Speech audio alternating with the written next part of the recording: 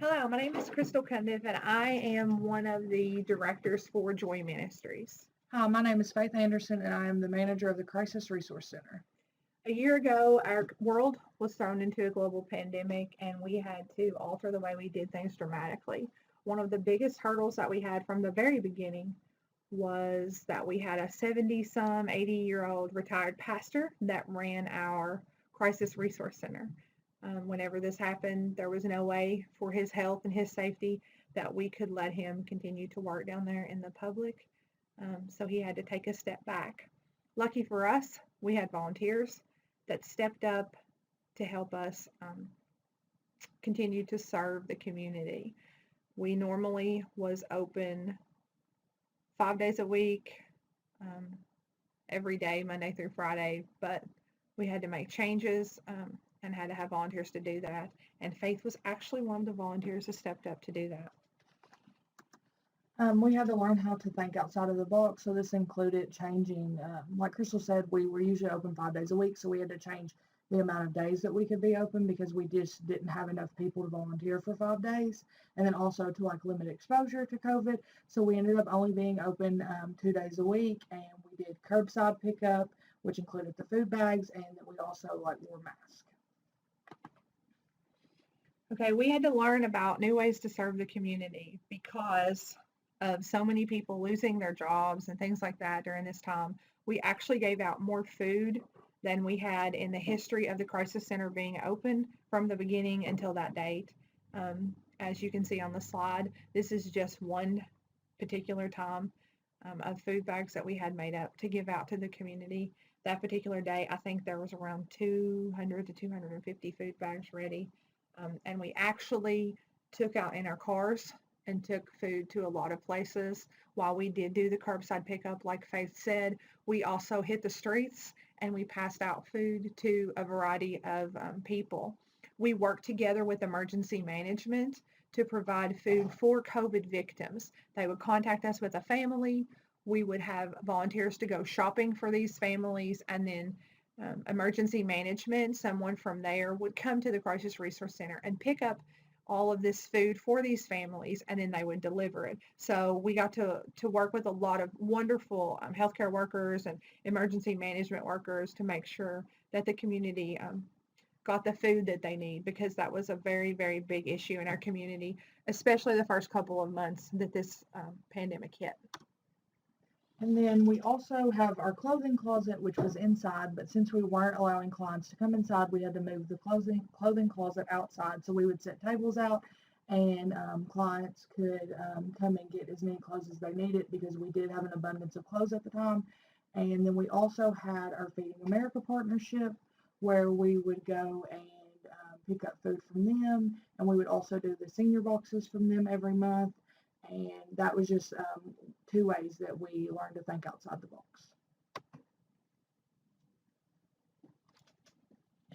And then the next thing that we did the VBS bags, like Vacation Bible School, because Vacation Bible School in this area is a really big thing.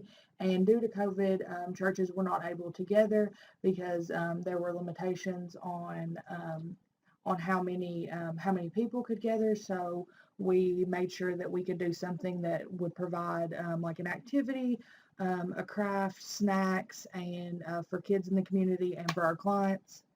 And we did 500 of those bags, which was pretty awesome to be able to do, and kids really did enjoy those. And then we also were able to get donations from Showalters, which they donated deer meat to us, which really helped with the food need because, as Crystal said, the food was very scarce and meat was very expensive, so it was very good to have those donations. So lucky for us, our community also had to learn to think outside the box. And a lot of them were actually stuck at home, and they were trying to figure out ways that they could help. So you can see the slide on the left, you see all the eggs. We had a little lady that was a farmer, and she actually was a client of ours that had come to get food before. And she said that one thing that she could do was donate eggs from her chickens. She said, I don't have money to give, I don't have food I can give, but I can do this to help in this time of need. And then as you can see on the right, we had another lady who was confined to her home during this time. And she wanted to think of ways that she could help. And So what she decided was she loved to knit. So she actually knitted sweaters for children in the community and donated them to us. So we got to give away those sweaters for her to different children in the community, which was awesome to be able to see our community members come together to find the unique ways that they could to serve also. Not only did people from the community donate like their sweaters and their chicken eggs, Lindsay Wilson did a couple food drops from us, and the Christian Ministries Department did one, and they donated food to us at the beginning of the fall semester, which was really awesome for us to be able to partner with them and for the students of Lindsay Wilson to be able to serve and to be able to help us serve the community. And then also another thing that looked different was the summer camps. We held Mission Week at the last week of July, and it's usually a week, like 5-day stay, and you stay overnight. But this year, due to restrictions, we could not stay overnight. So we did 3 days, and it was a Monday through Wednesday, and we wore a mask, and we were able to serve those in the community at the crisis center, at different churches in the community, and we were still able to let students from middle and high school come and serve. One of the things that we got to do during Mission Week was take food out to the community. One of the things looking back is how thankful that we are to be able to continue to love and serve our community in all the ways that we got to. It was very difficult at times to try to figure out how to serve, but we have a wonderful board that got together and we talked about a lot of different things. We're lucky that we have a lot of young people, especially college age and high school age students, that want to serve, that were willing to step up and serve during this time.